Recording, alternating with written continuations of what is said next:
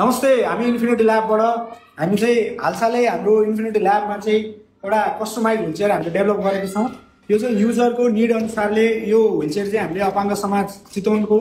सहकार्यमा हामीले काम गरेको हो र यसमा चाहिँ युजरको निड कस्तो टाइपको फिचर थियो भन्नाले उहाँलाई चाहिँ टोइलेट जान र अथवा बेडमा ट्रान्सफर हुनको लागि चाहिँ यो साइड रेल चाहिँ तपाईँको फोल्डेबल हुनु चाहिएको थियो र यहाँ चाहिँ हामीले फोल्डेबल सिस्टम बनाएको छौँ र अर्को चाहिँ यहाँनिर चाहिँ हाम्रो ब्रेक सिस्टम छ र अर्को चाहिँ तपाईँको यो रेक्जिन चाहिँ हाम्रो वाटरप्रुफ रेक्जिन हो। यसमा चाहिँ तपाईँको कुनै पिसाब सिसाब चुह्यो भने अथवा केही लिक्विडहरू लाग्यो भने नि सर पुसेर जान सक्छ र यो व्हिलचेयरले चाहिँ तपाईँको म्याक्सिमम अझ